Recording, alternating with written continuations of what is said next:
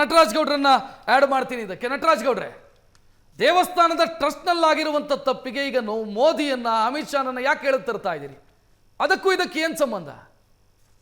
ಈಗ ನೋಡ್ರಿ, ಇದು ಇಲ್ಲಿ ರಾಮ ಮಂದಿರ ದೇಣಿಗೆ ಕಲೆಕ್ಟ್ ಮಾಡೋ ಸಮಯದಲ್ಲೇ ಬಹಳ ಅವ್ಯವಹಾರ ಆಗ್ತಾ ಇದೆ ಅಂತ ಬಹಳ ಮಾಧ್ಯಮಗಳು ಬಹಳ ಬಾರಿ ಅದನ್ನ ಮಾಹಿತಿಯನ್ನ ಪ್ರಸಾರ ಮಾಡಿದೆ. 2020ರಿಂದನೂ ಕೂಡ ಅವರ ಆಂತರಿಕ ಆಡಿಟ್ ಅಲ್ಲೇ ಕೂಡ ಇದು ಪ್ರಾಮಾಣಿಕವಾಗಿ ಮತ್ತೆ ಪಾರದರ್ಶಕವಾಗಿ ಹಣದ ವ್ಯವಹಾರ ಆಗ್ತಾ ಇಲ್ಲ ಅಂತ ಹೇಳಿ ಅವರ ಆಂತರಿಕ ವರದಿನಲ್ಲಿ ಕೂಡ ಇದೆ ಅಂತ ಹೇಳಿ ಮಾಹಿತಿ ಬರ್ತಾ ಇದೆ. ಈಗ SIT ಏನ್ ತನಿಖೆ ಮಾಡ್ತಾ ಇದೆ, SIT ಇಂದ ಏನೇನು ಮಾಹಿತಿ ಆಚೆಗೆ ಬಂದಿದೆ, ಇವತ್ತು ಯಾರ ಮೇಲೆ FIR ಮಾಡಿ ಅಂತ ಹೇಳಿದ್ದಾರೆ, ಯಾವ ರೀತಿಯಾಗಿ ಟ್ರಸ್ಟ್ ನ ಡಿಸಾಲ್ವ್ ಮಾಡಿ ಸರ್ಕಾರಿ ಹಿರಿಯ ಅಧಿಕಾರಿಗಳೊಬ್ಬರನ್ನ ಹಾಕಿ ಹೊಸ ಟ್ರಸ್ಟ್ ನ ಪುನರಚನೆ ಮಾಡಿ ಅಂತ ಯಾವ ರೀತಿಯ ಮಾಹಿತಿಯನ್ನು ಬರ್ತಾ ಇದೆ, ಇದು ಒಂದು ಆಘಾತಕಾರಿನೇ. ಯಾಕಂದ್ರೆ ರಾಮ ಮಂದಿರಕ್ಕೆ ಯಾರು ದೇಣಿಗೆ ಕೊಟ್ಟವ್ರು ಮಾತ್ರ ಅದಕ್ಕೆ ಭಕ್ತರು ಅಲ್ಲ ಅಂತ ಯಾರು ಹೇಳಕ್ ಆಗೋದಿಲ್ಲ. ಬೇರೆಯವ್ರು ಯಾರು ಏನೇ ಹೇಳಿರಿ, ಕಾಂಗ್ರೆಸ್ನವ್ರು ಕೂಡ ದೇಣಿಗೆ ಕೊಟ್ಟಿದ್ದಾರೆ. ಬನ್ನಿ, ನಮ್ಮ ವಿಜಯನಗರ ಶಾಸಕರು ನನ್ ಮುಂದೆ, ನಾನು ಅಲ್ಲಿದ್ದೆ ಅವತ್ತು, ನನ್ ಮುಂದೆ ಕಣ್ಮುಂದೆ ದೇಣಿಗೆ ಕೊಟ್ರು.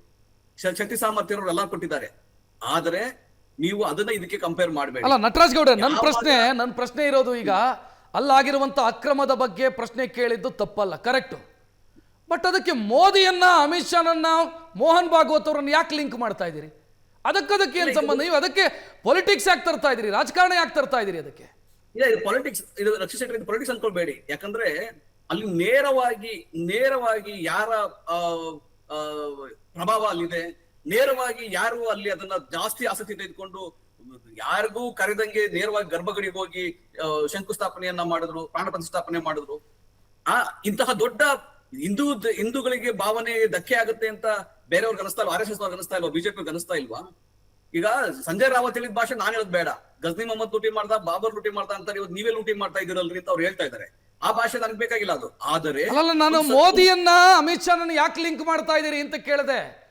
ಅಲ್ಲಿನ ಟ್ರಸ್ಟ್ ನ ಸಿಬ್ಬಂದಿಗಳು ಯಾರೋ ಮಾಡಿರುವಂತ ತಪ್ಪಿಗೆ ದೇಶದ ಪ್ರಧಾನಿ ಉತ್ತರ ಕೊಡ್ಬೇಕಾ ನಟರಾಜ್ ಗೌಡ್ರೆ?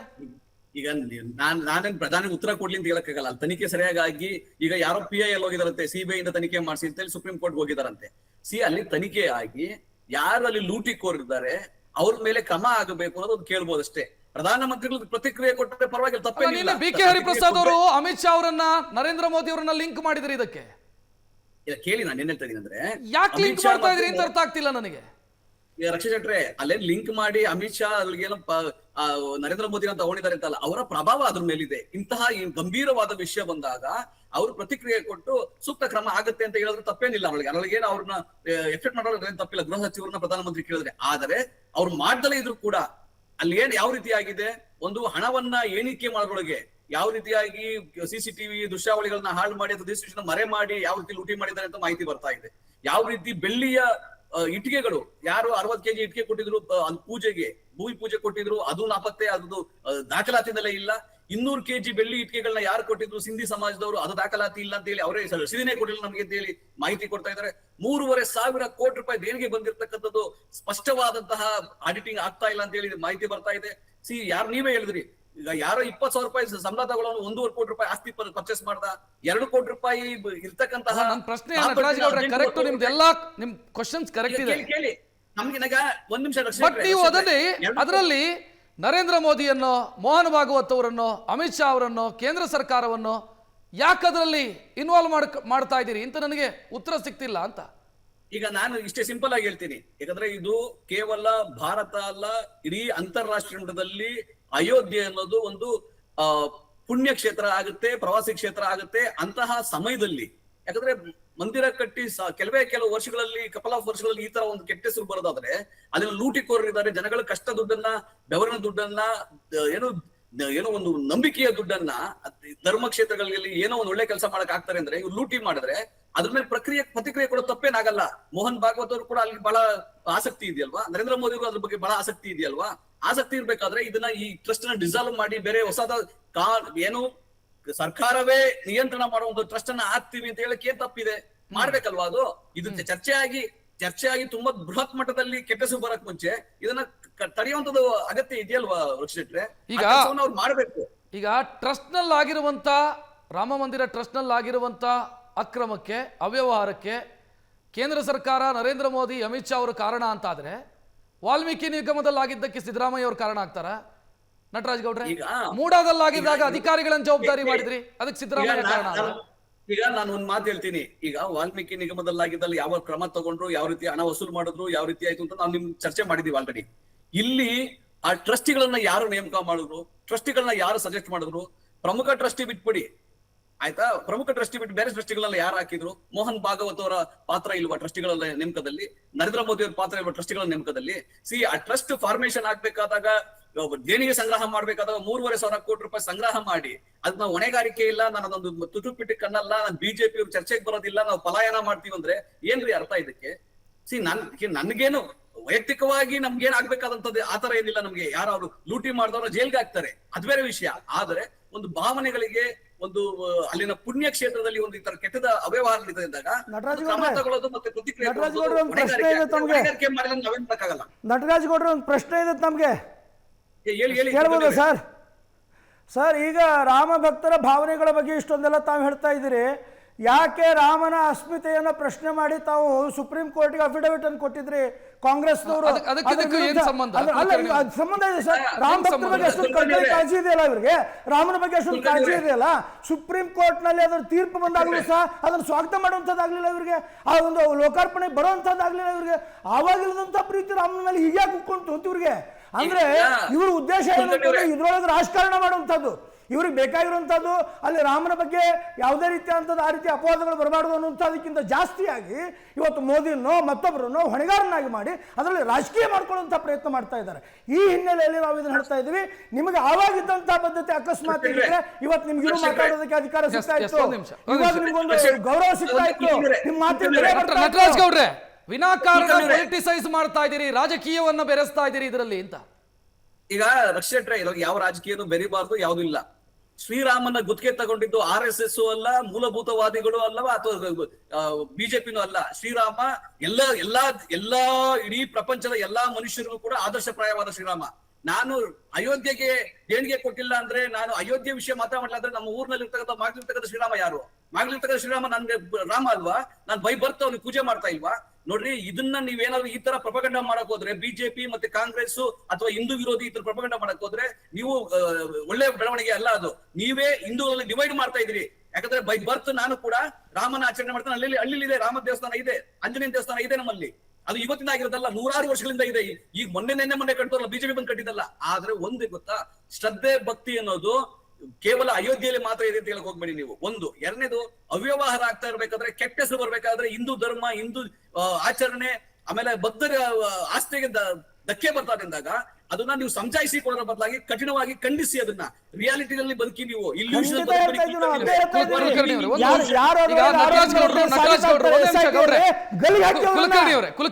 ಸಮಾಜಕ್ಕೆ ಉತ್ತರ ಕೊಡ್ತೀವಿ, ಅವ್ರಿಗೆ ಬಿಡಲ್ಲ ನಾವು. ಕುಲಕರ್ಣಿ ಅವರೇ, ಇಲ್ಲಿ ಕೇಳಿಸ್ಕೊಳ್ಳಿ.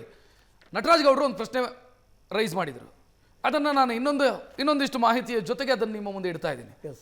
ಫೆಬ್ರವರಿ ತಿಂಗಳಲ್ಲಿ ಟ್ರಸ್ಟ್ ರಚನೆ ಆಯಿತು. 2020 ಫೆಬ್ರವರಿ 5ನೇ ತಾರೀಕು ಟ್ರಸ್ಟ್ ರಚನೆ ಆಯಿತು. ಹೌದು. ನವೆಂಬರ್ ತಿಂಗಳಲ್ಲಿ ಇವರು ಇಂಟರ್ನಲ್ ಆಡಿಟ್ಗೆ ಸಂಬಂಧಿಸಿದಂತೆ ಇದೇ ಟ್ರಸ್ಟ್ನವರು ಒಂದು ಖಾಸಗಿ ಏಜೆನ್ಸಿಗೆ ಹೇಳಿದಾಗ, ಖಾಸಗಿ ಏಜೆನ್ಸಿ ಹೇಳುತ್ತೆ ಇಡೀ ಟ್ರಸ್ಟ್ನ ವ್ಯವಹಾರದಲ್ಲಿ ಪಾರದರ್ಶಕತೆ ಇಲ್ಲ.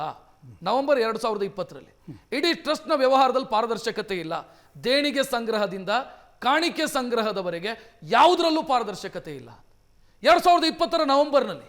ಕರೆಕ್ಟ್. ಇವತ್ತು 2026, ಇಲ್ಲಿಯವರೆಗೂ ಆ ಪಾರದರ್ಶಕತೆ ಇಲ್ಲ ಟ್ರಸ್ಟ್ನಲ್ಲಿ. ಯಾರನ್ನ ಜವಾಬ್ದಾರಿಯನ್ನಾಗಿ ಮಾಡಬೇಕು? ಸರಿ, ಈಗ ನಿಮ್ಮ ಮಾತೃ ಸಂಸ್ಥೆ RSS ಸಂಸ್ಥೆಯ ಗೋಪಾಲ್ಜಿ ಅವರೇ ಅಲ್ಲಿ ಜವಾಬ್ದಾರಿಯನ್ನು ಪಡ್ಕೊಂಡಿದ್ರು. ಅಲ್ಲಿ ರಾಮ ಮಂದಿರ ಮೋಹನ್ ಭಾಗವತ್ ಅವರನ್ನ ಜವಾಬ್ದಾರಿಯನ್ನಾಗಿ ಮಾಡದೆ ಮತ್ತೆ ಯಾರನ್ನ ಜವಾಬ್ದಾರಿಯನ್ನಾಗಿ ಮಾಡಬೇಕು? ಈಗ ಸಂಘವನ್ನ ಜವಾಬ್ದಾರಿಯನ್ನಾಗಿ ಮಾಡದೆ ಮತ್ತೆ ಯಾರನ್ನ ಜವಾಬ್ದಾರಿಯನ್ನಾಗಿ ಮಾಡಬೇಕು? ಕರೆಕ್ಟ್, ನೀವು ಹೇಳ್ತಾ ಇರೋದು ಸರಿ ಇದೆ. ಈಗ 2020ರಲ್ಲಿ ಆರೋಪಗಳು ಬಂದಾಗ 21ರಲ್ಲಿ PIL ಆಯಿತು. PIL ಆದ ನಂತರ ಅಲಹಾಬಾದ್ ಹೈಕೋರ್ಟ್ನಲ್ಲಿ ವಿಷಯ ಹೋಯಿತು. ಅಲಹಾಬಾದ್ ಹೈಕೋರ್ಟ್ನಲ್ಲಿ ಭಾಳ ಸ್ಪಷ್ಟವಾಗಿ ಹೇಳಿದೆ ಯಾವುದೇ ರೀತಿಯಂಥ ಅವ್ಯವಹಾರಗಳು ನಡೆದಿಲ್ಲ ಅಂಥೇಳಿ. ಅದು ಆದ ನಂತರ ಚಾರ್ಟೆಡ್ ಅಕೌಂಟೆಂಟ್ಗಳದ್ದೇ ಒಂದು ನೇಮಕ ಆಯ್ತು ಅದಕ್ಕೆ, ಇದ್ರ ಬಗ್ಗೆ ಸಂಪೂರ್ಣವಾದಂಥದ್ದು ಆಗಲಿ ಅಂಥೇಳಿ.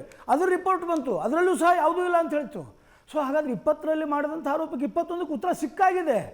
ಈ ರೀತಿಯಾಗಿ ಮೇಲಿಂದ ಮೇಲೆ ಈ ಒಂದು ವಿಚಾರವನ್ನು ಇಟ್ಕೊಂಡು ಇದನ್ನ ಯಾವುದೋ ರೀತಿಯಾಗಿ ಅಯೋಧ್ಯೆ ಹೆಸರಿಗೆ ಚಂಪತ್ ರಾಯ್ ಅವರು ಜನರಲ್ ಸೆಕ್ರೆಟರಿ ಅಲ್ಲ, ಟ್ರಸ್ಟ್ನ ಜನರಲ್ ಸೆಕ್ರೆಟರಿ. ಹೌದು. ಬೆಳ್ಳಿ ಇಟ್ಟಿಗೆಗಳನ್ನ ಕೊಟ್ಟರೆ ರಿಸಿಪ್ಟೇ ಕೊಡ್ಲಿಲ್ಲ ಅಂತ ಸಿಂಧಿ ಸಮುದಾಯ ಹೇಳ್ತಾ ಇದೆ. ಸರಿ, ಅದು ರಿಸಿಪ್ಟ್ ಕೊಡ್ಲಿಲ್ಲ ಅಂತ ಯಾರನ್ನ ಪ್ರಶ್ನೆ ಮಾಡ್ಬೇಕು ಮತ್ತೆ? ನಾನು ಅದನ್ನೇ ಹೇಳ್ತಾ ಇದ್ದೀನಿ, ಅಲ್ಲಿ ಅವ್ಯವಹಾರ ನಡೆದ್ರೆ ಅಕ್ಷಮ್ಯ, ಅದು ಯಾವುದೇ ರೀತಿಯಾಗಿ ಒಪ್ಲಿಕ್ಕೆ ಸಾಧ್ಯ ಇಲ್ಲ. ಇಂಥ ಕ್ಷೇತ್ರದಲ್ಲಿ 500 ವರ್ಷ ಸಂಘರ್ಷದ ಒಂದು ಇಡೀ ಹಿಂದೂ ಸಮಾಜಕ್ಕೆ ಗೌರವಿತವಾದಂಥ ಸ್ಥಾನದೊಳಗೆ ಇಂಥ ವ್ಯವಹಾರ ನಡೆದಂದ್ರೆ ಯಾವನು ಒಪ್ಲಿಕ್ಕೆ ಸಾಧ್ಯ ಇಲ್ಲ. ಯಾವ ಹಿಂದೂ ಸಮಾಜನ ಒಪ್ಕೊಳ್ಳೋಲ್ಲ, ಅವ್ರನ್ನ ಡಿಪೆಂಡು ಮಾಡ್ಕೊಳ್ತಾ ಇಲ್ಲ. ನಾವು ಹೇಳ್ತಾ ಇರೋದಿಷ್ಟೇ, ಅವಸರವಾಗಿ ಅಂಥ ಒಂದು ಶ್ರದ್ಧಾ ಕೇಂದ್ರದ ಮೇಲೆ ಕೆಸರೇರಿಸುವಂಥ ಪ್ರಯತ್ನ ಮಾಡಬೇಡಿ, ರಾಜಕೀಯಕರಣಗೊಳಿಸುವಂಥದ್ದು ಬ್ಯಾನ್ ಮಾಡಿ ಅಂತ ಹೇಳ್ತಾ ಇದ್ರು. ಇದ್ರ ಜೊತೆಗೆ ಬರೀ ಕೇವಲ ಅಲ್ಲಿ ಟ್ರಸ್ಟ್ನೊಳಗೆ ಯಾರೋ RSS BJP ಅವರು ಅಷ್ಟೇ ಇಲ್ಲ, ಅಲ್ಲಿರುವಂಥ ಸಾಧು ಸಂತರು ಎಂಥವ್ರು ಇದ್ದಾರೆ, ಪೇಜಾವರ ಶ್ರೀಗಳಿದ್ದಾರೆ, ನಮ್ಮ ಕಣ್ಣಿಲ್ದಂಥ ಪೂಜ್ಯ ಸ್ವಾಮೀಜಿಗಳಲ್ಲಿದ್ದಾರೆ, ಎಂತಿಂಥ. ಆಮೇಲೆ ನಮ್ಮ ಪರಾಶರವರು ಎಂಥ ಸುಪ್ರೀಂ ಕೋರ್ಟ್ನ ಆ ಒಂದು ಕೋರ್ಟ್ನಲ್ಲಿ ಹೋಗಿ ಹೊಡೆದಾಟವನ್ನು ಮಾಡಿ ಆ ಕೇಸನ್ನು ಗೆದ್ದಂಥ ವ್ಯಕ್ತಿ, ಅವರೆಲ್ಲ ಆ ಟ್ರಸ್ಟ್ನಲ್ಲಿದ್ದಾರೆ. ಅವ್ರು ಯಾರು ಸಹ ಗಮನಿಸೋದಿಲ್ವಾ ಇದನ್ನೆಲ್ಲ? ಅವ್ರಿಗೆಲ್ಲ ಮಾನ ಮರ್ಯಾದೆ, ಅವ್ರ ಒಂದು ಘನತೆ ಇಲ್ವಾ? ಪಾರದರ್ಶಕತೆ ಮ್ಯಾಟರ್ ಆಗುತ್ತೆ ಅಲ್ಲ, ಅದು ಪಾರದರ್ಶಕತೆ. ನಾ ಹೇಳ್ತಾ ಇರೋದು ರಾಮನ ಮೇಲೆ ಎಷ್ಟು ವಿಶ್ವಾಸ ಇದೆ, ಆ ಟ್ರಸ್ಟ್ಗಳಲ್ಲಿರುವಂತಹ ಪೂಜ್ಯರ ಬಗ್ಗೆ ನಮ್ಗೆ ಅಷ್ಟೇ ಶ್ರದ್ಧೆ ಇದೆ. ಅವ್ರಿಗೂ ಸಹ ಅದ್ರ ಬಗ್ಗೆ ಕಳಕಳಿ ಕಾಳಜಿ ಇದೆ. ಒಂದು ರಿಪೋರ್ಟ್ ಹೇಳುತ್ತೆ SBIಗೆ ಆ ಹುಂಡಿ ಕಾಣಿಕೆಯ ಜವಾಬ್ದಾರಿ ಇದ್ದಿದ್ದು, ಅದರ ಎಣಿಕೆಯ ಜವಾಬ್ದಾರಿ ಇದ್ದಿದ್ದು. ಅವರು ಹುಂಡಿ ಕಾಣಿಕೆಯನ್ನ ಎಣಿಸುವಂತ ಜವಾಬ್ದಾರಿಯನ್ನು ಒಂದು ಖಾಸಗಿ ಏಜೆನ್ಸಿ ಕೊಡ್ತಾರೆ.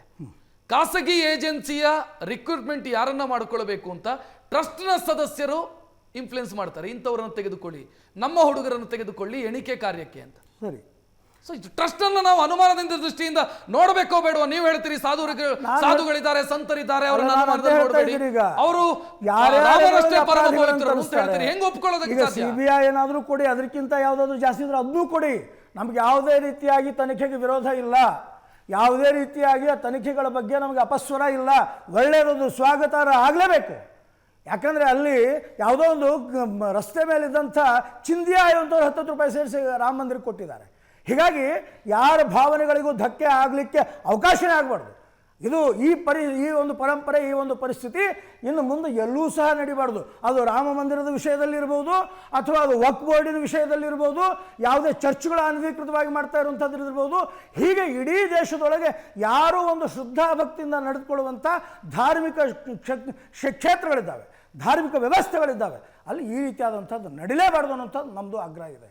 ಅದಕ್ಕೆ ನಾವು ಹೇಳ್ತಾ ಇದ್ದೀವಿ ಪುನಃ ಇದಕ್ಕೆ ಸಂಪೂರ್ಣ ತನಿಖೆ ಆಗಲಿ, ಸತ್ಯ ಆಚೆ ಬರಲಿ, ಯಾರಿದ್ರೊಳಗೆ ತಪ್ಪಿತಸ್ಥರಿದ್ದಾರೆ ಅವ್ರ ಶಿಕ್ಷೆ ಆಗಲೇಬೇಕು. ನಾವು ಬಿಡೋಲ್ಲ ಇದನ್ನು.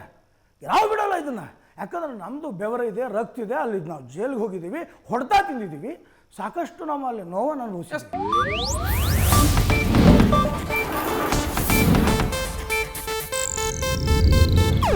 ಇದು ಏಷ್ಯಾನೆಟ್ ನ್ಯೂಸ್ ನೆಟ್ವರ್ಕ್ ಪ್ರಸ್ತುತಿ.